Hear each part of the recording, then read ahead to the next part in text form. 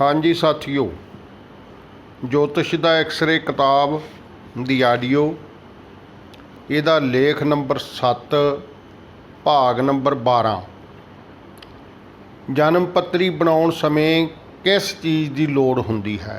जिहड़ी आपां जन्म पत्री बच्चे की बनवाउने आ उहदे वास्ते पंडित की मंगदा तुहाडे कोलों। ब्राह्मण है जिहड़ा जन्म कुंडली बनाउण वाला साथी आ तुहाडे कोलों मंगदा की आ। अज आपां इहदा पूरा विस्तार च जिक्र करांगे तो ये 3 पद्धतियां का मैं जिक्र करन लगा है।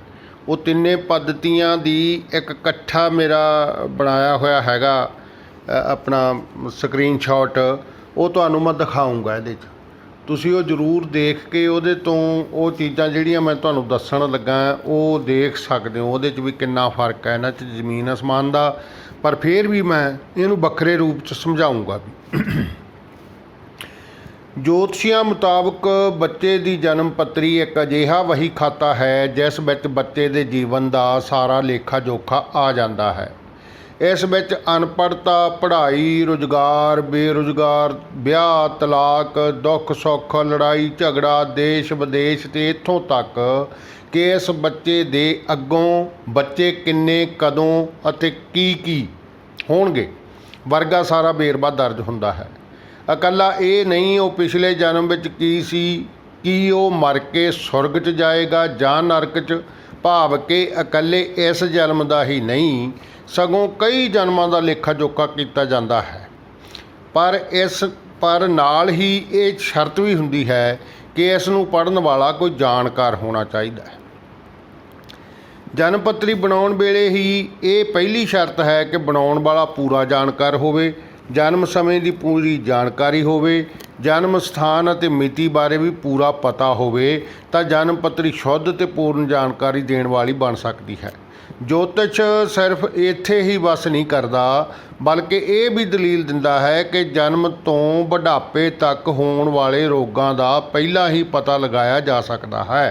अर्थात जन्म की घड़ी ही इकल्ला ये ही नहीं किस उम्र विच किहड़ा रोग होवेगा ते क्यों होवेगा, किस ग्रह की मेहरबानी नाल होवेगा ते किस उपाय करके उसनूं रोकिया जा सकता है।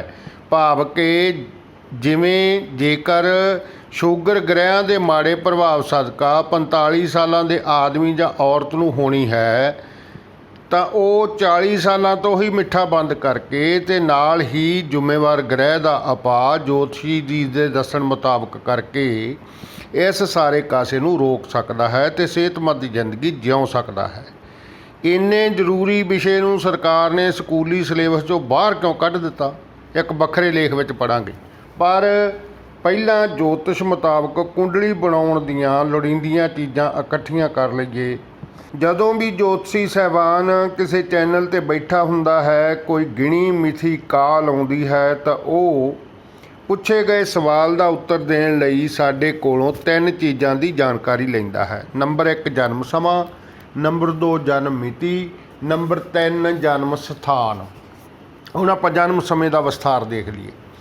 सब तो पहली शर्त ज्योतिष की इहो हुंदी है कि जेकर ज्योतिषी द्वारा किसी व्यक्ति की जिंदगी बारे कीती गणना विच किसी किस्म का फर्क पैंदा है तो वो समा ठीक ना नोट करके ही पैंदा है। यानी तुसी जम्मण वेले समा नोट ठीक नहीं कर सके। आओ फिर समा नोट करिए। फर्ज करो तुहाडा बच्चा हस्पताल जां घर जन्म लै रहा है, तुसी अपने आस पास बैठे आदमियां या औरतां तो समा पता करोगे तो जेकर तुहाडे पास अपनी घड़ी है तो उस तो हुण जे तो साडे कोल घड़ी है आपदी घड़ी तो वेख लिया तो नहीं असीं पासे तो पुछ लिया। जदों साडे कोल मोबाइल नहीं सी उदों घड़ी की गल आपां जे ज्योतिष की पहलां दी करिए। पर की पता तुहाडी घड़ी का समा ठीक भी है या नहीं, इसकी परख हुणे ही कर लवो। अपने घर के मैंबरां दीयां घड़ियां ते होर जिन्ने भी आदमियां तो तुसीं पुछ सकदे हो, पुछो की गल हर किसी की घड़ी च कुछ क समय का अंतर है। भाव कि 1-2 मिनट का हरेक घड़ी च फर्क हुंदा है। चलो छड्डो, अपना टीवी चालू करो, इस ते चलदे न्यूज़ चैनलों का समा भी नोट करो। की गल इस भी कुछ सैकड़ों का फर्क होवेगा। ਭਾਵੇਂ ਵਿਗਿਆਨ ਦੇ ਯੁੱਗ 'ਚ ਸੈਕਿੰਡ ਦੇ ਕਰੋੜਵੇਂ ਹਿੱਸੇ ਤੱਕ ਨੂੰ ਵੀ ਛੋਟਾ ਕਰਕੇ ਨਾਪਿਆ ਜਾ ਸਕਦਾ ਹੈ, ਪਰ ਅਸੀਂ ਆਪਣੇ ਪਾਸ ਸਾਧਨਾਂ ਦੀ ਹੀ ਗੱਲ ਕਰਨੀ ਹੈ। ਸੋ ਸਾਡੇ ਪਾਸ ਸਾਧਨਾਂ ਮੁਤਾਬਕ ਕੋਈ ਵੀ ਸਮਾਂ ਠੀਕ ਨੋਟ ਨਹੀਂ ਕੀਤਾ ਜਾ ਸਕਦਾ। ਇਸ ਤੋਂ ਪਿੱਛੇ ਵੱਲ ਜਾਈਏ ਤੇ ਉੱਥੇ ਪਹੁੰਚ ਗਏ ਜਦੋਂ ਸਾਡੇ ਬਾਪੂ ਸਮੇਂ ਨੂੰ ਸਿਰਫ ਪਹਿਲੇ ਤੇ ਪਿਛਲੇ ਪਹਿਰ ਕਰਕੇ ਹੀ ਜਾਣਦੇ ਸਨ। ਤਾਂ ਠੀਕ ਸਮਾਂ ਕਿਵੇਂ ਨੋਟ ਕੀਤਾ ਜਾ ਸਕਦਾ ਸੀ, ਜਦੋਂ ਕਿ ਜੋਤਸ਼ੀ ਤਾਂ ਦੁਆਪਰ ਤ੍ਰੇਤੇ ਯੁੱਗ ਦੀਆਂ ਜਨਮ ਕੁੰਡਲੀਆਂ ਦਾ ਪਤਾ ਹੋਣ ਦਾ ਦਾਅਵਾ ਕਰਦੇ ਹਨ, ਪਰ ਜੋਤਿਸ਼ ਦੀਆਂ ਕਿਤਾਬਾਂ ਮੁਤਾਬਕ ਤਾਂ ਸਾਨੂੰ ਸੈਕਿੰਡ ਦੇ ਤੀਸਰੇ ਹਿੱਸੇ, ਮਿੰਟ ਦੀ ਨਹੀਂ ਤੱਕ ਦੀ ਸਮੇਂ ਦੀ ਜਾਣਕਾਰੀ ਜਨਮ ਪੱਤਰੀ ਬਣਾਉਣ ਵੇਲੇ ਹੀ ਹੋਣੀ ਚਾਹੀਦੀ ਹੈ। ਫਿਰ ਇਹ ਸਮਾਂ ਜਾਣਨ ਵੇਲੇ ਆਪਣਾ ਫਾਰਮੂਲਾ ਕੀ ਵਰਤਦੇ ਹਨ? ਇਹ ਧਰਤੀ ਉੱਪਰ ਪੈ ਰਹੀ ਸੂਰਜ ਦੀ ਕਿਰਨ ਦੀ ਕੋਣਕ ਸਥਿਤੀ ਨੂੰ ਸਮਾਂ ਜਾਣਨ ਲਈ ਵਰਤਦੇ ਹਨ। ਇਸੇ ਕਰਕੇ ਘੜੀ 'ਤੇ ਭਾਵੇਂ ਸਾਰੇ ਭਾਰਤ ਦਾ ਸਮਾਂ ਸਵੇਰ ਦੇ 8 ਵਜੇ ਹੈ, ਪਰ ਇਹਨਾਂ ਮੁਤਾਬਕ ਵੱਖ-ਵੱਖ ਖੇਤਰਾਂ ਵਿੱਚ ਵੱਖ-ਵੱਖ ਹੀ ਸਮਾਂ ਹੈ ਅਤੇ ਇਹ ਉਸ ਨੂੰ ਘੜੀ ਦੀਆਂ ਕਾਲਪਨਿਕ ਲਕੀਰਾਂ ਜੋ ਧਰਤੀ ਦੇ ਇੱਕ ਧਰੁਵ ਤੋਂ ਦੂਸਰੇ ਧਰੁਵ ਤੱਕ ਅਤੇ ਭੂ ਮੱਧ ਰੇਖਾ ਦੇ ਸਮਾਨਾਂਤਰ ਜਾਂਦੀਆਂ ਰੇਖਾਵਾਂ ਨੂੰ ਹੀ ਧਿਆਨ 'ਚ ਰੱਖ ਕੇ ਸੂਰਜ ਦੀ ਕੋਣਕ ਸਥਿਤੀ ਨੂੰ ਨਾਪ ਕੇ ਹੀ ਸਮਾਂ ਤੈਅ ਕਰਦੇ ਹਨ, ਭਾਵ ਕਿ ਅਕਸ਼ਾਂਸ਼ ਅਤੇ ਰੇਖਾਂਸ਼ ਮੁਤਾਬਕ। ਕੀ ਜਨਮ ਦਾ ਸਮਾਂ ਬਦਲਿਆ ਜਾ ਸਕਦਾ ਹੈ? ਜੋਤਿਸ਼ ਮੁਤਾਬਕ ਬੱਚੇ ਨੂੰ ਅਸੀਂ ਸ਼ੁਭ ਘੜੀ ਪੈਦਾ ਕਰ ਸਕਦੇ ਹਾਂ।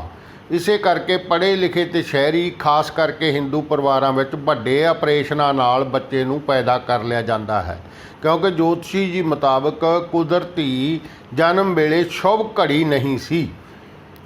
ਫਿਰ ਸਮੇਂ ਦਾ ਇਹ ਬਦਲਾਵ ਕਿਵੇਂ ਕੀਤਾ ਜਾਂਦਾ ਹੈ? ਸਾਡੇ ਸਿਹਤ ਵਿਭਾਗ ਦੀਆਂ ਹਦਾਇਤਾਂ ਮੁਤਾਬਕ ਜਦੋਂ ਕੋਈ ਔਰਤ ਗਰਭਵਤੀ ਹੁੰਦੀ ਹੈ ਤਾਂ ਉਸ ਦਾ ਚੈੱਕਅਪ ਅਰਥਾਤ ਮੁੱਢਲੀ ਸਰੀਰਕ ਤੰਦਰੁਸਤੀ ਦੀ ਜਾਂਚ ਕਰਾਉਣੀ ਹੁੰਦੀ ਹੈ। ਹਾਲਾਂਕਿ ਸਿਹਤ ਵਿਭਾਗ ਮੁਤਾਬਕ ਤਾਂ ਸਾਨੂੰ ਇਹ ਪਹਿਲਾਂ ਹੀ ਜਾਂਚ ਕਰਵਾ ਲੈਣੀ ਚਾਹੀਦੀ ਹੈ ਕਿ ਸਾਡੀ ਔਰਤ ਬੱਚਾ ਜੰਮਣ ਦੀਆਂ ਹਾਲਤਾਂ 'ਚ ਵੀ ਹੈ ਜਾਂ ਨਹੀਂ।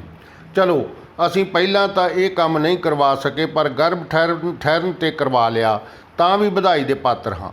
ਜਦੋਂ ਇਹ ਜਾਂਚ ਕਰਵਾਉਣ ਲਈ ਗਰਭਵਤੀ ਔਰਤ ਡਾਕਟਰ ਪਾਸ ਜਾਂਦੀ ਹੈ ਤਾਂ ਸਾਨੂੰ ਡਾਕਟਰ ਇੱਕ ਅਜਿਹੀ ਪੱਤਰਕਾ ਬਣਾ ਕੇ ਦਿੰਦਾ ਹੈ ਜਿਸ ਵਿੱਚ ਉਸ ਨੇ ਗਰਭਵਤੀ ਔਰਤ ਦੇ ਸਮੇਂ-ਸਮੇਂ 'ਤੇ ਲੱਗਣ ਵਾਲੇ ਟੀਕੇ ਅਤੇ ਹੋਰ ਦਵਾਈਆਂ ਦੇ ਨਾਲ ਬੱਚੇ ਦੇ ਜਨਮ ਸਮੇਂ ਦੀ ਠੀਕ ਜਾਣਕਾਰੀ ਵੀ ਇਸ ਪੱਤਰਕਾ ਵਿੱਚ ਦਰਜ ਕਰ ਦਿੰਦਾ ਹੈ। ਇੱਕ ਡਾਕਟਰ ਨੂੰ ਪਤਾ ਹੈ ਕਿ ਇੱਕ ਮੱਝ ਦਾ ਬੱਚਾ ਆਪਣੀ ਮਾਂ ਦੇ ਪੇਟ ਵਿੱਚ 310 ਦਿਨ ਅਤੇ ਗਾਂ ਦਾ ਬੱਚਾ 285 ਦਿਨ ਰਹਿੰਦਾ ਹੈ। ਇਸੇ ਤਰ੍ਹਾਂ ਮਨੁੱਖ ਦਾ ਬੱਚਾ ਵੀ ਆਪਣੀ ਮਾਂ ਦੇ ਪੇਟ 'ਚ 280 ਦਿਨ ਰਹਿੰਦਾ ਹੈ। ਇਹਨਾਂ ਦਿਨਾਂ ਦੀ ਗਿਣਤੀ ਉਹ ਔਰਤ ਦੇ ਮਾਹਵਾਰੀ ਬੰਦ ਹੋਣ ਤੋਂ ਲੈ ਕੇ ਕਰਦਾ ਹੈ। ਇਸ ਮਿਤੀ ਨੂੰ ਪੱਤਰਕਾ ਵਿੱਚ ਦਰਜ ਕਰਕੇ ਉਹ ਸਾਨੂੰ ਚੇਤਾਵਨੀ ਵੀ ਦੇ ਜਾਂਦਾ ਹੈ ਕਿ ਜੇਕਰ ਇਸ ਤਰੀਕ ਤੱਕ ਬੱਚਾ ਜਨਮ ਨਹੀਂ ਲੈਂਦਾ ਤਾਂ ਅਸੀਂ ਹੋਰ ਉਡੀਕ ਦੀ ਬਜਾਏ ਗਰਭਵਤੀ ਔਰਤ ਨੂੰ ਡਾਕਟਰ ਪਾਸ ਲਿਜਾ ਕੇ ਦਾਖਲ ਕਰਵਾਉਣਾ ਹੁੰਦਾ ਹੈ। ਜੇਕਰ ਅਸੀਂ ਡਾਕਟਰ ਦੀ ਰਾਏ ਮੁਤਾਬਕ ਉਸ ਔਰਤ ਨੂੰ ਦਾਖਲ ਨਹੀਂ ਕਰਵਾਉਂਦੇ ਤਾਂ ਅਸੀਂ ਵੱਡੇ ਆਪਰੇਸ਼ਨ ਦਾ ਖਤਰਾ ਮੁੱਲ ਲੈ ਸਕਦੇ ਹਾਂ, ਕਿਉਂਕਿ ਸਾਡੇ ਸਿਰ ਦਾ ਵਿਆਸ ਜੰਗਲੀ ਮਨੁੱਖ ਦੇ ਸਿਰ ਦੇ ਵਿਆਸ ਨਾਲੋਂ ਦਿਮਾਗ ਵਧਣ ਕਰਕੇ ਲਗਭਗ ਦੁੱਗਣਾ ਹੋ ਗਿਆ ਹੈ, ਜਾਣੀ ਕਿ 700 ਸੀਸੀ ਤੋਂ ਵੱਧ ਕੇ 1400 ਸੀਸੀ। ਇਸੇ ਵਜ੍ਹਾ ਕਰਕੇ ਅੱਜ ਦੇ ਕਾਫੀ ਬੱਚੇ ਕੁਦਰਤੀ ਤੌਰ 'ਤੇ ਜਨਮ ਨਹੀਂ ਲੈ ਸਕਦੇ। ਅਜਿਹਾ ਕਰਦੇ ਸਮੇਂ ਇੱਕ ਵਹਿਮੀ ਪਰਿਵਾਰ ਜਿਸ ਦਾ ਜੋਤਿਸ਼ 'ਤੇ ਵਿਸ਼ਵਾਸ ਹੁੰਦਾ ਹੈ, ਉਹ ਇਸ ਡਾਕਟਰ ਦੀ ਲਿਖੀ ਜਣੇਪੇ ਦੀ ਤਰੀਕ ਨੂੰ ਆਪਣੇ ਨਿੱਜੀ ਜੋਤਸ਼ੀ ਨੂੰ ਦਿਖਾਉਣ ਜਾਂਦਾ ਹੈ ਤਾਂ ਕਿ ਪਤਾ ਕੀਤਾ ਜਾ ਸਕੇ ਕਿ ਉਸ ਟਾਈਮ ਆਕਾਸ਼ 'ਚ ਗ੍ਰਹਿਆਂ ਦੀ ਸਥਿਤੀ ਬੱਚੇ ਦੇ ਪੱਖ ਵਿੱਚ ਹੈ ਜਾਂ ਨਹੀਂ। ਹੁਣ ਇੱਥੇ ਇਹ ਦੇਖਣਾ ਪਏਗਾ ਕਿ ਜੇਕਰ ਜੋਤਸ਼ੀ ਸਾਹਿਬਾਨ ਡਾਕਟਰ ਦੀ ਲਿਖੀ ਮਿਤੀ ਦੀ ਹੀ ਪ੍ਰੋੜਤਾ ਕਰਦਾ ਹੈ, ਭਾਵ ਕਿ ਆਪਣੇ ਵਿਗਿਆਨ ਦੀ ਦਖਲਅੰਦਾਜ਼ੀ ਦਰਜ ਨਹੀਂ ਕਰਵਾਉਂਦਾ, ਤਾਂ ਉਸ ਦੀ ਜੇਬ 'ਚ ਕੀ ਜਾਵੇਗਾ? ਅਜਿਹੀਆਂ ਹਾਲਤਾਂ ਵਿੱਚ ਜੋਤਸ਼ੀ ਆਪਣੀ ਹਮਦਰਦੀ ਦਿਖਾ ਕੇ ਉਸ ਜੋੜੇ ਨੂੰ ਉਸ ਤਰੀਕ ਬਾਰੇ ਮੰਗਲੀਕ ਯੋਗ ਜਾਂ ਕਿਸੇ ਅਜਿਹੇ ਯੋਗ ਹੋਣ ਦੀ ਵਜ੍ਹਾ ਕਰਕੇ ਉਸ ਬੱਚੇ ਨੂੰ ਡਾਕਟਰ ਦੇ ਦੱਸੇ ਸਮੇਂ ਤੋਂ ਪਹਿਲਾਂ ਪੈਦਾ ਕਰਨ ਦੀ ਰਾਏ ਦਿੰਦਾ ਹੈ। ਅਤੇ ਉਹ ਤਰੀਕ ਜੋ ਜੋਤਸ਼ੀ ਸਾਹਿਬਾਨ ਦਿੰਦੇ ਹਨ ਕਈ ਵਾਰੀ ਜਨਮ ਤੋਂ 15 ਦਿਨ ਤੱਕ ਪਹਿਲਾਂ ਵੀ ਹੋ ਸਕਦੀ ਹੈ। ਹੁਣ ਦੇਖਣ ਵਾਲੀ ਗੱਲ ਤਾਂ ਇਹ ਹੈ ਕਿ ਅਸੀਂ ਉਸ ਬੱਚੇ ਨੂੰ ਮਾਂ ਦੇ ਗਰਭ 'ਚ ਵੀ ਸੁਰੱਖਿਅਤ ਨਹੀਂ ਰਹਿਣ ਦਿੱਤਾ, ਅਤੇ ਫਿਰ ਜਿਸ ਬੱਚੇ ਨੂੰ ਅਸੀਂ ਸਮੇਂ ਤੋਂ 15 ਦਿਨ ਪਹਿਲਾਂ ਪੈਦਾ ਕੀਤਾ ਹੈ ਉਹ ਤੰਦਰੁਸਤ ਕਿਵੇਂ ਰਹਿ ਸਕਦਾ ਹੈ। ਆਪਣਾ ਪ੍ਰਸ਼ਨ ਤਾਂ ਹਾਲੇ ਉਸੇ ਤਰ੍ਹਾਂ ਹੀ ਖੜਾ ਹੈ ਕਿ ਸਮਾਂ ਜੋਤਸ਼ੀਆਂ ਮੁਤਾਬਕ ਵੀ ਠੀਕ ਨੋਟ ਕੀਤਾ ਜਾ ਸਕਦਾ ਹੈ। ਜਨਮ ਸਮੇਂ ਬਾਰੇ ਸਾਰੇ ਜੋਤਸ਼ੀ ਇੱਕਮਤ ਨਹੀਂ, ਭਾਵ ਕਿ ਕੋਈ ਤਾਂ ਬੱਚੇ ਨੂੰ ਮਾਂ ਦੇ ਸਰੀਰ 'ਚੋਂ ਬਾਹਰ ਆਉਣ ਨੂੰ ਜਨਮ ਸਮਾਂ ਆਖਦਾ ਹੈ, ਕੋਈ ਦੂਸਰਾ ਨਾੜੂਆ ਕੱਟਣ ਵਾਲੇ ਸਮੇਂ ਨੂੰ ਨੋਟ ਕਰਨ ਬਾਰੇ ਆਖਦਾ ਹੈ, ਅਤੇ ਤੀਸਰਾ ਸਾਹ ਕਿਰਿਆ ਚੱਲਣ ਨੂੰ ਹੀ ਜਨਮ ਸਮਾਂ ਆਖਦਾ ਹੈ। ਇਹਨਾਂ ਤਿੰਨਾਂ ਹੀ ਕਿਰਿਆਵਾਂ 'ਚ 4-5 ਮਿੰਟ ਦਾ ਅੰਤਰ ਹੁੰਦਾ ਹੈ। ਇੱਥੇ ਹੀ ਫਰਕ ਨਹੀਂ, ਜੋਤਿਸ਼ ਨਾਲ ਸੰਬੰਧਿਤ ਹਰ ਸੌਫਟਵੇਅਰ 'ਚ 3 ਪੱਧਤੀਆਂ ਮੌਜੂਦ ਹੁੰਦੀਆਂ ਹਨ, ਜਾਣੀ 3 ਵੱਖਰੀਆਂ ਵਿਚਾਰਧਾਰਾਵਾਂ। ਵੱਖ-ਵੱਖ ਢੰਗਾਂ ਦੇ ਨਾਲ ਸਮਾਂ ਇਹ ਜੋਤਸ਼ੀ ਨੋਟ ਕਰਦੇ ਆ, ਪਰ ਉਹਦੇ ਜਨਮ ਕੁੰਡਲੀ ਬਣਾਉਣ ਵੇਲੇ ਜਿਹੜਾ ਸੌਫਟਵੇਅਰ ਵਰਤਦੇ ਆ ਉਸ 'ਚ ਵੀ ਸਮੇਂ ਦਾ ਅੰਤਰ। ਆਪਾਂ ਹੁਣ ਉਹਦੀ ਗੱਲ ਕਰਨ ਲੱਗੇ ਹਾਂ ਅੱਗੇ। ਮੇਰੇ ਪਾਸ ਮੌਜੂਦ ਵਰਜਨ 3 ਦੁਰਲੱਭ ਜਿਹੜਾ ਇਹਦਾ ਬਣਾਉਣ ਵਾਲਾ ਸੌਫਟਵੇਅਰ ਦਾ ਉਹਦਾ ਨਾਮ ਦੁਰਲੱਭ ਹੈ 'ਚ ਉਸਨੇ ਆਪਣੀ ਹੀ ਜਨਮ ਕੁੰਡਲੀ ਦੇ ਅੰਕੜੇ ਫੀਡ ਕੀਤੇ ਹੋਏ ਹਨ। ਉਸ ਅੰਕੜਿਆਂ ਮੁਤਾਬਕ ਦੁਰਲੱਭ ਜੀ ਪਹਿਲੀ ਪੱਧਤੀ ਦੀ ਸਮਝ ਅਨੁਸਾਰ NC ਲਹਿਰੀ, ਜਿਹੜਾ ਪਹਿਲੀ ਪੱਧਤੀ ਉਹ NC ਲਹਿਰੀ ਦੀ ਪੱਧਤੀ ਹੈ, ਮੇਖ ਲਗਨ 'ਚ 16 ਡਿਗਰੀ 25 ਮਿੰਟ ਤੇ 0.5 ਸੈਕਿੰਡ ਅੰਸ਼ ਤੇ 15 ਜੁਲਾਈ 1979 ਨੂੰ 00 ਡਿਗਰੀ 0.5 ਮਿੰਟ 00 ਸੈਕਿੰਡ AM 'ਤੇ ਦਿੱਲੀ ਵਿੱਚ ਪੈਦਾ ਹੁੰਦੇ ਹਨ। ਇਸ ਵਿੱਚ ਦਰਜ ਦੂਸਰੀ ਪੱਧਤੀ KP ਕ੍ਰਿਸ਼ਨਾ ਪੱਧਤੀ ਇਹਨੂੰ ਕਹਿ ਦਿੰਦੇ ਆ ਅਨੁਸਾਰ ਇਸ ਦਾ ਜਨਮ ਇਸ ਸਮੇਂ ਇਸੇ ਰਾਸ਼ੀ ਦੇ ਅੰਸ਼ 16 ਡਿਗਰੀ 31 ਮਿੰਟ 10 ਸੈਕਿੰਡ 'ਤੇ ਹੈ, ਅਤੇ ਤੀਸਰੀ ਪੱਧਤੀ BV ਰਮਨ 'ਚ ਇਸੇ ਸਮੇਂ ਮੇਖ ਰਾਸ਼ੀ 17 ਡਿਗਰੀ 51 ਮਿੰਟ ਤੇ 45 ਸੈਕਿੰਡ ਅੰਸ਼ 'ਤੇ ਰਹਿੰਦਿਆਂ ਜਨਮਦੇ ਹਨ। ਵੇਖੋ ਪਹਿਲਾਂ 16-25 ਹੈ ਜੇ ਆਪਾਂ ਉਹਨੂੰ ਕਹੀਏ, ਅਤੇ ਤੀਜੀ ਜਿਹੜੀ BV ਰਮਨ ਦੀ ਪੱਧਤੀ ਉਹਦੇ 'ਚ 17-51 ਰਾਸ਼ੀ ਤੱਕ ਵੀ ਬਦਲ ਜਾਂਦੀ ਹੈ, ਮਤਲਬ ਰਾਸ਼ੀ ਤੱਕ ਇਹਦੇ 'ਚ ਬਦਲ ਜਾਂਦਾ ਸਾਰਾ ਕੁਝ। ਹਰ ਜੋਤਿਸ਼ ਦਾ ਜਾਣਕਾਰ ਇਹ ਜਾਣਦਾ ਹੈ ਕਿ BV ਰਮਨ ਅਤੇ NC ਲਹਿਰੀ ਦੁਆਰਾ ਬਣਾਈਆਂ ਕੁੰਡਲੀਆਂ 'ਚ ਇਸ ਰਾਸ਼ੀ ਦਾ ਇਹ ਅੰਸ਼ 5 ਮਿੰਟ ਦਾ ਫਰਕ ਰੱਖਦਾ ਹੈ। ਇਸ 5 ਮਿੰਟ ਦੇ ਫਰਕ ਨਾਲ ਹੀ ਇਸ ਜਨਮ ਕੁੰਡਲੀ 'ਚ ਹੋਰ ਵੀ ਬੜਾ ਕੁਝ ਬਦਲਿਆ, ਜਿਵੇਂ BV ਰਮਨ ਅਤੇ KP ਪੱਧਤੀ ਤਾਂ ਇਸ ਜਨਮ ਸਮੇਂ ਨੂੰ ਉੱਤਰ ਭਾਦਰਪਦ ਨਛੱਤਰ ਦਾ ਨਾਂ ਦੇ ਚਰਨ 2, ਮਤਲਬ ਹਰੇਕ ਨਛੱਤਰ ਦੇ ਵਿੱਚ 4 ਹਿੱਸੇ ਹੁੰਦੇ ਆ, ਉਹ 4 'ਚੋਂ ਪਹਿਲਾ ਚਰਨ, ਦੂਜਾ, ਤੀਜਾ ਅਤੇ ਚੌਥਾ, ਉਹਦੇ 'ਚ 4 ਹੀ ਅੱਖਰ ਹੁੰਦੇ ਆ, ਉਸ ਅੱਖਰ 'ਤੇ ਨਾਂ ਰੱਖਣਾ ਹੁੰਦਾ, ਉਹਨੂੰ ਚਰਨ ਕਹਿ ਦਿੰਦੇ ਆ। ਵਿੱਚ ਹੋਇਆ ਮੰਨਦੀਆਂ ਹਨ ਜਦੋਂ ਕਿ NC ਲਹਿਰੀ ਪੱਧਤੀ ਉੱਤਰ ਭਾਦਰਪਦ ਦੇ ਚਰਨ 1 ਵਿੱਚ ਹੋਇਆ ਮੰਨਦੀ ਹੈ। ਚਰਨ 1 13.3 ਮਿੰਟ ਭਾਵ 3.3 ਡਿਗਰੀ ਤੱਕ ਫੈਲਿਆ ਹੋਇਆ ਹੁੰਦਾ ਹੈ। ਇਹ ਨਛੱਤਰ ਦਾ ਫੈਲਣ ਦਾ ਮਤਲਬ ਹੈਗਾ ਵੀ ਕਿੰਨੇ ਕੁ ਥਾਂ ਨੂੰ ਘੇਰਦਾ ਹੈ, ਕਿੰਨੀ ਡਿਗਰੀ 'ਚ ਘੇਰਦਾ। ਜਿਹੜੀ ਰਾਸ਼ੀ ਆ ਉਹ 30 ਡਿਗਰੀ ਤੱਕ ਘੇਰਦੀ ਹੈ, ਨਛੱਤਰ ਆ ਜਿਹੜਾ 13.3 ਡਿਗਰੀ ਥਾਂ ਘੇਰਦਾ। ਇਸ 5 ਮਿੰਟ ਦੇ ਫਰਕ ਨਾਲ ਇੰਨਾ ਕੁਝ ਬਦਲ ਗਿਆ ਕਿ ਇਸ ਸੌਫਟਵੇਅਰ ਨੂੰ ਤਿਆਰ ਕਰਨ ਵਾਲੇ ਦੀ ਰਾਸ਼ੀ ਵੀ ਬਦਲ ਸਕਦੀ ਸੀ। ਅਗਰ ਇਹੀ ਚਰਨ ਕਿਸੇ ਰਾਸ਼ੀ ਦੇ ਸਿਰੇ ਵਾਲਾ ਹੁੰਦਾ ਤਾਂ ਇੱਥੇ ਹੀ ਇੰਨਾ ਕੁ ਫਰਕ ਤਾਂ ਹੈ ਕਿ ਚੰਦਰਮਾ ਦੇ ਹੋਰ ਚਰਨ ਵਿੱਚ ਹੋਣ ਕਰਕੇ ਨਾਮ ਦਾ ਅੱਖਰ ਜ਼ਰੂਰ ਬਦਲ ਗਿਆ, ਅਤੇ NC ਲਹਿਰੀ ਤਾਂ ਜਨਮ ਰਾਸ਼ੀ ਦਾ ਅੱਖਰ ਦੱਦੇ ਔਂਕੜ ਕੱਢਦੇ ਹਨ, ਜਿਵੇਂ ਸੌਫਟਵੇਅਰ ਦੇ ਕਰਤਾ ਨੇ ਆਪਣਾ ਨਾਮ ਇਸ ਅੱਖਰ ਨੂੰ ਧਿਆਨ ਵਿੱਚ ਰੱਖ ਕੇ ਹੀ ਦੁਰਲੱਭ ਰੱਖਿਆ, ਉਹਨੇ ਆਪਦਾ ਨਾਮ ਦੁਰਲੱਭ ਰੱਖਿਆ। ਪਰ ਦੂਸਰੀਆਂ ਦੋਵੇਂ ਪੱਧਤੀਆਂ ਭਾਵ ਕਿ KP ਅਤੇ BV ਰਮਨ ਤਾਂ ਜਨਮ ਰਾਸ਼ੀ ਦਾ ਅੱਖਰ ਵੀ ਥੱਥਾ ਕੱਢਦੀ ਹੈ, ਕਿਉਂਕਿ ਉੱਤਰ ਭਾਦਰਪਦ ਦੇ ਦੂਸਰੇ ਚਰਨ ਦਾ ਅੱਖਰ ਹੀ ਥੱਥਾ ਬਣਦਾ ਹੈ, ਅਤੇ ਇਹਨਾਂ ਨੂੰ ਆਪਣੀ ਸਹੀ ਰਾਸ਼ੀ ਦੇਖਣ ਲਈ ਭਾਵੇਂ ਉਹ ਅਖਬਾਰ ਵਿੱਚੋਂ ਹੀ ਕਿਉਂ ਨਾ ਦੇਖਣੀ ਪਵੇ, ਆਪਣਾ ਨਾਮ ਦੁਰਲੱਭ ਦੀ ਥਾਂ 'ਤੇ ਥੱਥਾ ਰਾਰਾ ਲੱਲੇ ਆਦਿਕ ਭੱਬਾ ਥਰਲੱਭ ਜਾਂ ਥੱਥਾ ਦੇ ਗੇਤਰ ਨਾਲ ਹੀ ਰੱਖਣਾ ਪਵੇਗਾ। ਇੱਥੇ ਇਹਨਾਂ ਦੀ ਰਾਸ਼ੀ ਭਾਵੇਂ ਨਹੀਂ ਬਦਲੀ, ਪਰ ਜੇਕਰ ਚੰਦਰਮਾ ਚੌਥੇ ਪਦ ਵਿੱਚ ਹੁੰਦਾ ਤਾਂ ਰਾਸ਼ੀ ਮੇਖ ਦੀ ਬਜਾਏ ਬੀਬੀ ਰਮਨ ਨੇ ਬਿਰਖ ਕਰ ਦੇਣੀ ਸੀ। ਅਜੇ ਵੀ ਅਸੀਂ ਨਿਰਣਾ ਕਰਦੇ ਹਾਂ ਕਿ ਇਸ ਵਿੱਚ ਹੋਰ ਕਿੰਨਾ ਕੁ ਅੰਤਰ ਆ ਸਕਦਾ ਹੈ। ਅੱਗੇ ਚੱਲ ਕੇ ਦੇਖਦੇ ਹਾਂ ਕਿ NC ਲਹਿਰੀ ਪੱਧਤੀ ਅਤੇ KP ਪੱਧਤੀ ਤਾਂ ਦੁਰਲੱਭ ਸਾਹਿਬ ਦਾ ਜੋਗ ਸ਼ੋਭਨ ਕੱਢਦੇ ਹਨ, ਜਦੋਂ ਕਿ ਬੀਬੀ ਰਮਨ ਦੀ ਪੱਧਤੀ ਇਹਨਾਂ ਦਾ ਜੋਗ ਅਤੀ ਗੰਢ ਕੱਢਦੇ ਹਨ। ਮਤਲਬ ਇਹਨਾਂ ਦੇ ਇੱਕ ਜੋਗ ਆ ਕੱਢਦੇ ਜਿਹਦੇ 'ਤੇ ਬਹੁਤ ਜ਼ਿੰਦਗੀ ਦਾ ਅਸਰ ਪੈਂਦਾ। ਉਹਦਾ ਇਹ ਜੋਤਿਸ਼ ਵਾਲੇ ਸਾਥੀ ਸਮਝਣਗੇ। ਆਮ ਸਧਾਰਨ ਵਾਸਤੇ ਇਹ ਇੰਨਾ ਕੀ ਜਾਣ ਲੈਣਾ ਜ਼ਰੂਰੀ ਹੈ ਵੀ ਜਿੰਨਾ ਕੁ ਮੈਂ ਤੁਹਾਨੂੰ ਇਹਦੇ 'ਚ ਦੱਸਣ ਜਾ ਰਿਹਾ। ਜਨਮ ਕੁੰਡਲੀ ਬਣਾਉਣ ਸਮੇਂ ਮਾੜੇ ਅਤੇ ਚੰਗੇ ਗ੍ਰਹਿਆਂ ਬਾਰੇ ਵੀ ਜ਼ਿਕਰ ਕੀਤਾ ਜਾਂਦਾ ਹੈ, ਭਾਵ ਕਿ ਇਹ ਦੱਸਿਆ ਜਾਂਦਾ ਹੈ ਕਿ ਕਿਹੜਾ ਗ੍ਰਹਿ ਤੁਹਾਡੇ ਲਈ ਕਿੰਨੇ ਸਮੇਂ ਤੋਂ ਕਿੰਨੇ ਸਮੇਂ ਤੱਕ ਚੰਗਾ ਜਾਂ ਮਾੜਾ ਵਿਵਹਾਰ ਕਰੇਗਾ। ਇਸੇ ਤਰ੍ਹਾਂ ਇਸ ਦੇ ਬੇਸਕ ਪੰਨੇ ਉੱਪਰ ਹੀ ਦਸ਼ਾ ਕਾ ਭੋਗਿਆ ਕਾਲ, ਵਿਸ਼ੋਤਰੀ ਦਸ਼ਾ, ਮਹਾਦਸ਼ਾ ਦਾ ਵੀ ਜ਼ਿਕਰ ਕੀਤਾ ਗਿਆ ਮਿਲਦਾ ਹੈ। ਇਸ ਵਿੱਚ ਵੀ ਸਾਲਾਂ ਦਾ ਹੀ ਫਰਕ ਦਰਜ ਹੈ। ਜਿਵੇਂ ਬੀਬੀ ਰਮਨ ਪੱਧਤੀ ਤਾਂ ਸ਼ਨੀ ਦਾ ਬੀਤਿਆ ਸਮਾਂ 12 ਸਾਲ 2 ਮਹੀਨੇ ਅਤੇ 16 ਦਿਨ ਦੱਸਦੀ ਹੈ। KP ਪੱਧਤੀ ਸ਼ਨੀ 14 ਸਾਲ 1 ਮਹੀਨਾ ਅਤੇ 15 ਦਿਨ ਦੱਸਦੀ ਹੈ।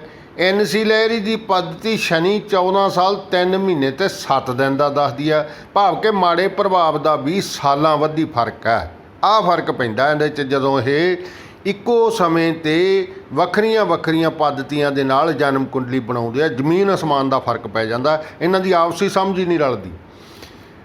ਇਹ ਤਾਂ ਹਾਲੇ ਕੰਪਿਊਟਰ ਨਿਰਮਿਤ ਕੁੰਡਲੀਆਂ ਦਾ ਲੇਖਾ ਜੋਖਾ ਹੈ। ਜੇਕਰ ਹੱਥ ਨਾਲ ਬਣਾਈਆਂ ਕੁੰਡਲੀਆਂ ਦਾ ਲੇਖਾ ਜੋਖਾ ਕਰਨਾ ਹੋਵੇ ਤਾਂ ਫਰਕ ਇਸ ਤੋਂ ਕਈ ਗੁਣਾ ਹੋ ਸਕਦਾ ਹੈ। ਇਸ ਤੋਂ ਅੱਗੇ ਜਾਂਦਿਆਂ NC ਲਹਿਰੀ ਸਾਹਿਬ ਤਾਂ ਵਰਗ ਸਰਪ ਕੱਢਦੇ ਹਨ ਅਤੇ ਦੂਜੀਆਂ ਦੋਵੇਂ ਪੱਧਤੀਆਂ ਵਰਗ ਮੇਖ ਕੱਢਦੇ ਹਨ। ਮਤਲਬ ਇਹਦੇ 'ਚ ਵੀ ਫਰਕ ਪੈਂਦਾ। ਅਪਰੋਤਕ ਵਰਤਾਂਤ ਨੂੰ ਪੜ੍ਹ ਕੇ ਅਸੀਂ ਇਹ ਭਲੀ ਭਾਂਤ ਸਮਝ ਲਿਆ ਹੈ ਕਿ ਜਦੋਂ ਜੋਤਸ਼ੀ ਆਪ ਹੀ ਇਸ ਬਾਰੇ ਇੱਕਮਤ ਨਹੀਂ ਹਨ ਤਾਂ ਜਨਮ ਦਾ ਸਮਾਂ ਸਹੀ ਕਿਵੇਂ ਅਤੇ ਕਿਸ ਦੇ ਆਖੇ ਲੱਗ ਕੇ ਨੋਟ ਕੀਤਾ ਜਾ ਸਕਦਾ ਹੈ। ਜੇਕਰ ਅਸੀਂ ਕਿਸੇ ਜੋਤਸ਼ੀ ਦੇ ਆਖੇ ਲੱਗ ਕੇ ਬੱਚੇ ਦਾ ਨਾੜੂਆ ਹੀ 15 ਦਿਨ ਪਹਿਲਾਂ ਕੱਟ ਦਿੱਤਾ, ਭਾਵ ਕਿ ਬੱਚਾ ਪੈਦਾ ਹੀ 15 ਦਿਨ ਪਹਿਲਾਂ ਕਰ ਲਿਆ, ਤਾਂ ਕੀ ਅਸੀਂ ਉਸ ਨੂੰ ਠੀਕ ਸਮਾਂ ਮੰਨ ਸਕਦੇ ਹਾਂ? ਇੱਥੇ ਇਹ ਵੀ ਦੱਸਣਾ ਬਣਦਾ ਹੈ ਕਿ ਜਾਪਾਨ ਵਰਗੇ ਮੁਲਕਾਂ 'ਚ ਅੰਡੇ ਅਤੇ ਸ਼ੁਕਰਾਣੂ ਦੇ ਮੇਲ ਨੂੰ ਹੀ ਜਨਮ ਮੰਨਿਆ ਜਾਂਦਾ ਹੈ।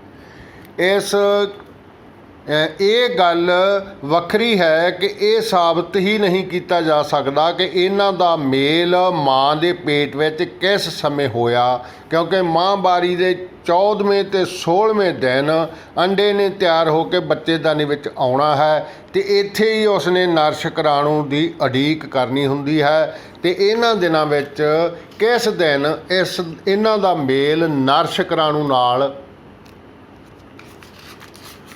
ਹੋਇਆ, ਜਾਣੀ ਇਹ ਪਹਿਲੇ ਨਾਲੋਂ ਵੀ ਨੋਟ ਕਰਨਾ ਜ਼ਿਆਦਾ ਔਖਾ ਹੈ ਅਤੇ ਬੱਸੋਂ ਬਾਹਰਾ ਵੀ। ਹੁਣ ਆਪਾਂ ਜਨਮ ਸਥਾਨ ਦੀ ਗੱਲ ਕਰਦੇ। ਜਿਵੇਂ ਆਪਾਂ ਉੱਪਰ ਜ਼ਿਕਰ ਕਰ ਆਏ ਹਾਂ ਕਿ ਸਾਰੀ ਧਰਤੀ ਦੀ ਠੀਕ ਸਥਾਨ ਸਥਿਤੀ ਪਤਾ ਲਗਾਉਣ ਲਈ ਇਸ ਨੂੰ ਅਖਸ਼ਾਂਸ਼ ਅਤੇ ਰਖਾਂਸ਼ ਵਿੱਚ ਵੰਡਿਆ ਹੋਇਆ ਹੈ।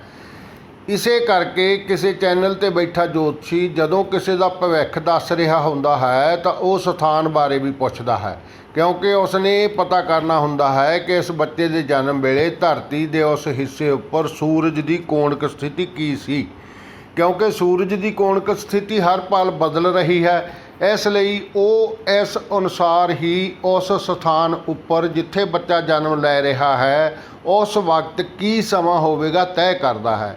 ਕੀ ਇਹ ਵੀ ਸਹੀ ਨੋਟ ਕੀਤਾ ਜਾ ਸਕਦਾ ਹੈ? ਫਰਜ਼ ਕਰੋ ਕਿ ਇੱਕ ਬੱਚਾ ਜਗਰਾਓਂ ਸ਼ਹਿਰ ਦੇ ਉੱਡ ਰਹੇ ਜਹਾਜ਼ ਵਿੱਚ ਪੈਦਾ ਹੋ ਰਿਹਾ ਹੈ।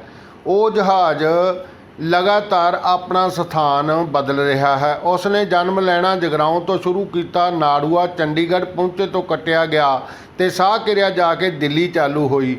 ਅਜਿਹੀ ਸਥਿਤੀ ਵਿੱਚ ਜੋਤਿਸ਼ ਦੀ ਸਮਝ ਕੀ ਆਖਦੀ ਹੈ, ਇਹ ਵੀ ਇੱਕ ਸਵਾਲ ਹੀ ਹੈ। ਮਤਲਬ ਉੱਡੇ ਜਾਂਦੇ ਜਹਾਜ਼ 'ਚ ਇਹ ਸਮਾਂ ਜਿਹੜਾ ਸਥਾਨ ਆ ਉਹ ਨੋਟ ਹੀ ਨਹੀਂ ਕਰ ਸਕਦੇ, ਕਿਉਂਕਿ ਉਹ ਸਥਾਨ ਲਗਾਤਾਰ ਜਿਹੜੀ ਉਹ ਬਦਲ ਰਹੀ ਆ ਉਹਦੀ ਸਥਿਤੀ। ਇਹਦੇ 'ਚ ਆਪਾਂ ਅੱਗੇ ਇਹਨੂੰ ਵਿਸਥਾਰ ਨਾਲ ਪੜ੍ਹਦੇ ਹਾਂ। ਜੇਕਰ ਉਹ ਉੱਡੇ ਜਾਂਦੇ ਜਹਾਜ਼ 'ਚ ਕਿਸੇ ਪੈਦਾ ਹੋ ਰਹੇ ਬੱਚੇ ਦੀ ਜਨਮ ਕੁੰਡਲੀ ਨਹੀਂ ਬਣਾ ਸਕਦੇ ਕਿਉਂਕਿ ਉਸ ਦੀ ਸੂਰਜ ਦੁਆਰਾ ਬਣਾਈ ਕੋਣਕ ਸਥਿਤੀ ਹਰ ਵੇਲੇ ਬਦਲ ਰਹੀ ਹੈ, ਤਾਂ ਕੀ ਉਹ ਉਸ ਧਰਤੀ ਉੱਪਰ ਜਨਮ ਪੱਤਰੀ ਬਣਾ ਸਕਦੇ ਹਨ ਜਿਹੜੀ ਜਹਾਜ਼ ਵਾਂਗੂ ਹੀ ਬਹੁਤ ਤੇਜ਼ ਦੌੜ ਰਹੀ ਹੈ। ਭਾਵ ਕਿ ਧਰਤੀ ਆਪਣੀ ਧੁਰੀ ਦੁਆਲੇ 24 ਘੰਟੇ ਵਿੱਚ 25,000 ਮੀਲ ਦਾ ਸਫ਼ਰ ਤੈਅ ਕਰਦੀ ਹੈ ਅਤੇ 1000 ਮੀਲ ਪ੍ਰਤੀ ਘੰਟੇ ਦੀ ਰਫ਼ਤਾਰ ਨਾਲ ਚੱਲਦੀ ਵੀ ਹੈ। ਧੁਰੀ ਦੁਆਲੇ ਵੀ ਘੁੰਮਦੀ ਹੈ ਅਤੇ ਅੱਗੇ ਨੂੰ ਵੀ ਚੱਲਦੀ ਹੈ। ਕਿ ਧਰਤੀ ਉੱਪਰ ਸੂਰਜ ਦੀ ਕੋਣਕ ਸਥਿਤੀ ਜਨਮ ਦੀਆਂ ਤਿੰਨੋਂ ਹਾਲਤਾਂ ਵੇਲੇ ਨਹੀਂ ਬਦਲੀ।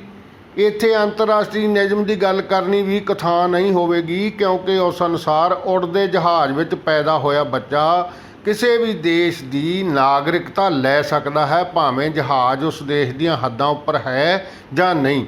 ਭਾਵ ਆਪਾਂ ਫਿਰ ਵੀ ਇਹ ਸਾਰਾ ਸਮਾਨ ਇਕੱਠਾ ਕਰਕੇ ਇੱਕ ਜਨਮ ਕੁੰਡਲੀ ਜ਼ਰੂਰ ਬਣਾਵਾਂਗੇ। ਹੁਣ ਨੰਬਰ 3 ਜੀ, ਜਨਮ ਸਮਾਂ। 2 ਚੀਜ਼ਾਂ ਆਪਾਂ ਲੈ ਲਈਆਂ, ਹੁਣ ਤੀਜੀ ਲੈਂਦੇ ਹਾਂ।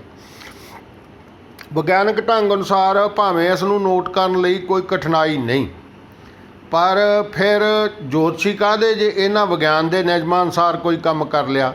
ਇਹ ਤਾਂ ਜੋਤਿਸ਼ ਨੂੰ ਹੀ ਵਿਗਿਆਨ ਮੰਨਦੇ ਹਨ, ਅਤੇ ਫਿਰ ਇਹਨਾਂ ਨੂੰ ਸਾਡੇ ਅਸਲੀ ਵਿਗਿਆਨ ਤੱਕ ਕੀ ਮਤਲਬ। ਸੋ ਇਹਨਾਂ ਇੱਥੇ ਵੀ ਆਪਣੀ ਹੀ ਪਗਾਈ ਹੈ। ਅਰਥਾਤ ਜੋਤਸ਼ੀਆਂ ਦੀ ਤਰੀਕ ਰਾਤ ਨੂੰ 12 ਵਜੇ ਬਦਲਦੀ ਹੈ ਅਤੇ ਦਿਨ ਦਾ ਆਕਾਸ਼ ਸੂਰਜ ਚੜ੍ਹਨ ਨਾਲ ਹੀ ਗਿਣਿਆ ਜਾਂਦਾ ਹੈ। ਸੂਰਜ ਚੜ੍ਹਨ 'ਤੇ ਅਗਲੇ ਦਿਨ ਸੂਰਜ ਚੜ੍ਹਨ ਤੱਕ ਦੇ ਸਮੇਂ ਨੂੰ ਇਹ ਦਿਨ ਰਾਤ ਦੇ ਸਮੇਂ ਵਿੱਚ ਵੰਡਦੇ ਹਨ, ਕਿਉਂਕਿ ਇਸ ਬਿਨਾਂ ਸੂਰਜ ਦੀ ਕੋਣਕ ਸਥਿਤੀ ਕੱਢਣ ਵਿੱਚ ਇਹਨਾਂ ਵਿਚਾਰਿਆਂ ਨੂੰ ਮੁਸ਼ਕਲ ਹੁੰਦੀ ਸੀ। ਇਸੇ ਕਰਕੇ ਇਹਨਾਂ ਆਪਣਾ ਨਵਾਂ ਹੀ ਫਾਰਮੂਲਾ ਬਣਾ ਲਿਆ ਕਿ ਤਰੀਕ ਨੂੰ ਹੀ ਰਾਤ 12 ਵਜੇ ਬਦਲ ਦਿਓ ਅਤੇ ਅਗਲੇ ਦਿਨ ਨੂੰ ਸੂਰਜ ਚੜ੍ਹਨ ਨਾਲ ਹੀ ਸ਼ੁਰੂ ਕਰੋ। ਹੁਣ ਇੱਥੇ 4-5 ਘੰਟੇ ਦਾ ਫਰਕ ਪਊਗਾ। ਰਾਤ ਨੂੰ 12 ਵਜੇ ਤਰੀਕ ਬਦਲਦੀ ਹੈ, ਜੇ ਸਵੇਰੇ 6 ਵਜੇ ਸੂਰਜ ਚੜ੍ਹਦਾ ਤਾਂ 6 ਘੰਟਿਆਂ ਦਾ ਫਰਕ ਪਿਆ। ਉਹ 6 ਘੰਟੇ ਇਹਨਾਂ ਨੂੰ ਹੁਣ ਤੱਕ ਪਾਉਣ ਨੂੰ ਥਾਂ ਨਹੀਂ ਥਿਆਇਆ। ਆਪਾਂ ਪੜ੍ਹਦੇ ਹਾਂ ਕੀ ਗੱਲ ਆ ਇਹਦੇ 'ਚ। ਇਸੇ ਕਰਕੇ ਇਹਨਾਂ ਆਪਣਾ ਨਵਾਂ ਹੀ ਫਾਰਮੂਲਾ ਬਣਾ ਲਿਆ ਕਿ ਤਰੀਕ ਨੂੰ ਰਾਤ 12 ਵਜੇ ਬਦਲ ਦਿਓ ਅਤੇ ਅਗਲੇ ਦਿਨ ਨੂੰ ਸੂਰਜ ਚੜ੍ਹਨ ਨਾਲ ਹੀ ਸ਼ੁਰੂ ਕਰੋ। ਕੁਝ ਨੇ ਪ੍ਰਸ਼ਨ ਕੀਤਾ ਹੋਵੇਗਾ ਕਿ ਇਸ ਬਾਰੇ ਜੇਕਰ ਕਿਸੇ ਜਾਣਕਾਰ ਨੇ ਪੁੱਛ ਲਿਆ ਤਾਂ ਕੀ ਜਵਾਬ ਦੇਵਾਂਗੇ। ਕਿ ਕਿਸੇ ਹੋਰ ਸਿਆਣੇ ਤਜਰਬੇਕਾਰ ਨੇ ਜਵਾਬ ਦਿੱਤਾ ਹੋਵੇਗਾ, ਲੋਕਾਂ ਦੀ ਫਿਕਰ ਨਾ ਕਰੋ, ਇਹਨਾਂ ਦੇ ਤਾਂ ਅਸੀਂ ਗਲ ਵਿੱਚ ਜਾਤੀਵਾਦ ਦਾ ਕੁੱਜਾ ਥੁੱਕਣ ਲਈ ਪਾਈ ਰੱਖਿਆ, ਇਹ ਤਾਂ ਵੀ ਨਹੀਂ ਬੋਲੇ। ਅਸੀਂ ਇਸ ਧਰਤੀ ਦੇ ਵਾਰਸਾਂ ਦੇ ਮਗਰ ਉਹਨਾਂ ਦੇ ਹੀ ਧਰਤੀ ਨੂੰ ਭਿੱਟਣ ਦਾ ਵਹਿਮ ਪਾ ਕੇ ਝਾੜੂ ਬੰਨ੍ਹ ਦਿੱਤਾ, ਇਹ ਫਿਰ ਵੀ ਨਹੀਂ ਬੋਲੇ।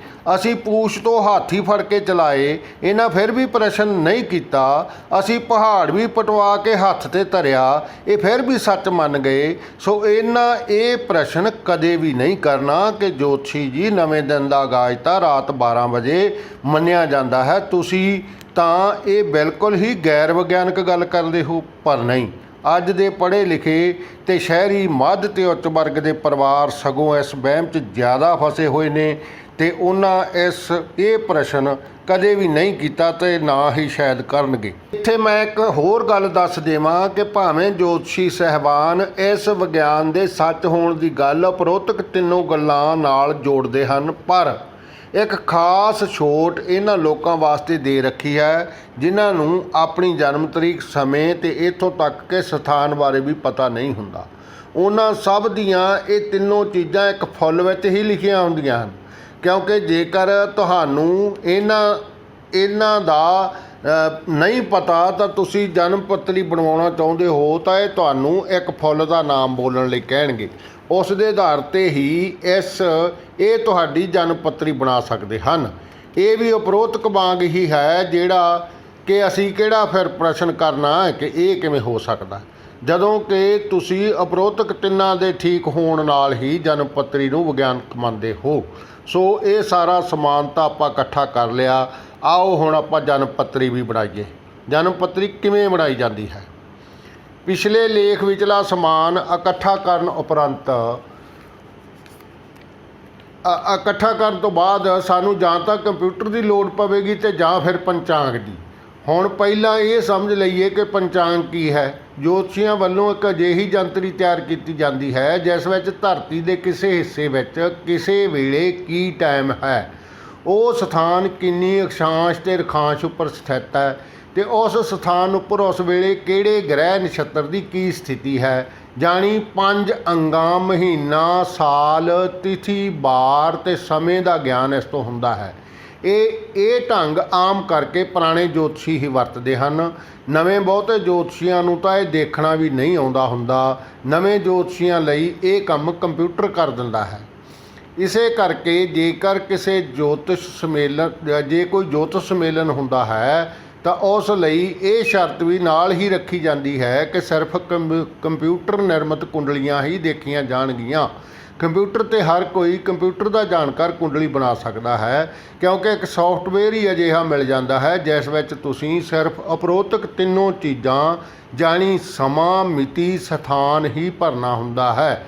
ਕਿਸੇ ਵੀ ਜੋਤਸ਼ੀ ਨੂੰ ਤੁਹਾਡੇ ਰੱਖੇ ਨਾਮ ਨਾਲ ਕੋਈ ਮਤਲਬ ਨਹੀਂ ਹੁੰਦਾ, ਕਿਉਂਕਿ ਅਸੀਂ ਕਦੇ ਵੀ ਜੋਤਸ਼ੀ ਤੋਂ ਪੁੱਛ ਕੇ ਨਾਮ ਨਹੀਂ ਰੱਖਿਆ ਹੁੰਦਾ। ਜੋਤਿਸ਼ ਮੁਤਾਬਕ ਜਨਮ ਸਮੇਂ ਪੂਰਬ ਦੇ ਸੂਰਜ ਉੱਗਣ ਵਾਲੇ ਥਾਂ ਤੋਂ ਜਿਹੜੀ ਰਾਸ਼ੀ ਉੱਪਰ ਆ ਰਹੀ ਹੈ, ਨਾਮ ਵੀ ਉਸ ਰਾਸ਼ੀ ਦੇ ਉਹਨਾਂ ਅੱਖਰਾਂ ਵਿੱਚੋਂ ਹੀ ਰੱਖਣਾ ਹੁੰਦਾ ਹੈ ਜਿਹੜੇ ਉਸ ਰਾਸ਼ੀ ਨਾਲ ਸੰਬੰਧਿਤ ਹਨ। ਕਿਉਂਕਿ ਰਾਸ਼ੀਆਂ ਦੀ ਗਿਣਤੀ 12 ਹੈ ਅਤੇ ਅੱਗੋਂ ਹਰ ਰਾਸ਼ੀ ਵਿੱਚ 9 ਆਵਾਜ਼ਾਂ ਹਨ, ਭਾਵ ਸੰਸਕ੍ਰਿਤ ਦੀਆਂ 108 ਧੁਨੀਆਂ ਹਨ ਅਤੇ ਹਰ ਧੁਨੀ ਦੀ ਆਵਾਜ਼ ਵੱਖਰੀ ਹੈ।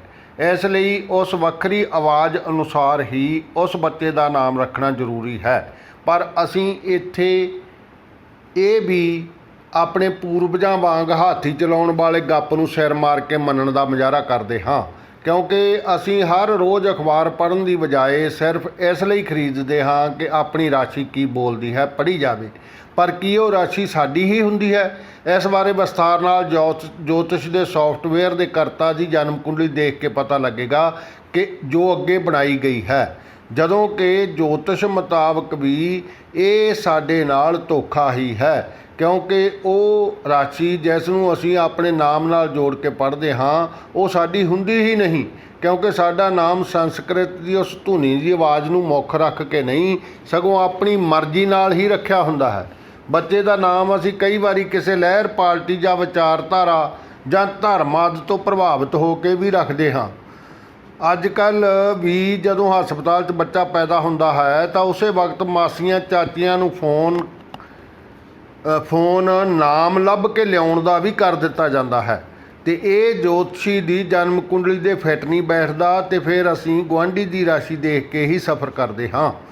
ਰਾਸ਼ੀਆਂ ਦੀ ਆਕਾਸ਼ 'ਚ ਮੌਜੂਦਗੀ ਕਿਵੇਂ ਹੈ? ਉੱਪਰ ਰਾਸ਼ੀਆਂ ਦੀ ਮੌਜੂਦਗੀ ਦਿਖਾਈ ਗਈ ਹੈ, ਭਾਵ ਕਿ ਤਾਰਿਆਂ ਨੇ 30 ਡਿਗਰੀ ਦੀ ਆਕਾਸ਼ 'ਚ ਘੇਰੀ ਹੋਈ ਥਾਂ 'ਚ ਇੱਕ ਆਕ੍ਰਿਤੀ, ਇੱਕ ਸ਼ਕਲ ਬਣਾਈ ਹੋਈ ਹੁੰਦੀ ਹੈ 30 ਡਿਗਰੀ ਦੀ ਸਾਹਮਣੇ, ਜਿਸ ਨੂੰ ਰਾਸ਼ੀ ਕਿਹਾ ਜਾਂਦਾ ਹੈ। ਜਿਵੇਂ ਕੰਨਿਆ ਰਾਸ਼ੀ ਦੇ ਸਾਹਮਣੇ ਲੜਕੀ ਦੀ ਹੀ ਆਕ੍ਰਿਤੀ ਬਣਦੀ ਹੈ ਅਤੇ ਬ੍ਰਿਸ਼ਚਿਕ ਦੇ ਸਾਹਮਣੇ ਬਿੱਛੂ ਦੀ। ਆਓ ਪਹਿਲਾਂ ਰਾਸ਼ੀਆਂ ਅਤੇ ਫਿਰ ਨਛੱਤਰਾਂ ਦੀ ਸ਼ਕਲ ਦੇਖ ਲਈਏ। ਹੋ ਸਾਥੀਓ, ਅੱਜ ਲੰਮਾ ਹੁੰਦਾ ਸੀ ਲੇਖ, ਇਹ ਆਪਾਂ ਇੱਥੇ ਇਹਨੂੰ ਬੰਦ ਕਰਦੇ ਹਾਂ। ਕੱਲ੍ਹ ਤੋਂ ਆਪਾਂ ਜਾਰੀ ਰੱਖਾਂਗੇ ਅਗਲੀ ਕਿਸ਼ਤ। ਆ ਜਿਹੜੇ ਦੋ ਮਤਲਬ ਲੇਖ ਆ, ਲੇਖ ਨੰਬਰ 7, ਇਹ ਥੋੜ੍ਹਾ ਜਿਹਾ ਸਮਝਣ 'ਚ ਔਖਾ ਜ਼ਰੂਰ ਹੋਊਗਾ, ਇਹਨੂੰ 2 ਵਾਰੀ ਸੁਣ ਕੇ ਸਮਝਿਆ ਜਾ ਸਕਦਾ। ਅਗਰ ਕੋਈ ਹੋਰ ਸੁਝਾਅ ਸਾਥੀ ਨੇ ਕਿਸੇ ਨੇ ਦੇਣਾ ਹੋਵੇ ਤਾਂ ਸੁਝਾਅ ਜ਼ਰੂਰ ਦੇ ਦਿਓ। ਮੈਂ ਉਹ ਸੁਝਾਅ ਪੜ੍ਹ ਕੇ ਉਹਦੇ ਅਨੁਸਾਰ ਅਗਲਾ ਜਿਹੜਾ ਕੋਈ ਤੁਹਾਡੇ ਨਾਲ ਗੱਲਬਾਤ ਕਰੂੰਗਾ ਉਹ ਅਗਲੇ ਅਨੁਸਾਰ ਕਰਾਂਗੇ। ਬਹੁਤ ਤੁਹਾਡਾ ਧੰਨਵਾਦ, ਸ਼ੁਕਰੀਆ, ਮਿਹਰਬਾਨੀ। ਬਸ ਸਬਸਕ੍ਰਾਈਬ ਅਤੇ ਸ਼ੇਅਰ ਇਹ ਜ਼ਰੂਰ ਕਰ ਦਿਆ ਕਰੋ। ਧੰਨਵਾਦ ਜੀ ਸਾਰੇ ਸਾਥੀਆਂ ਦਾ।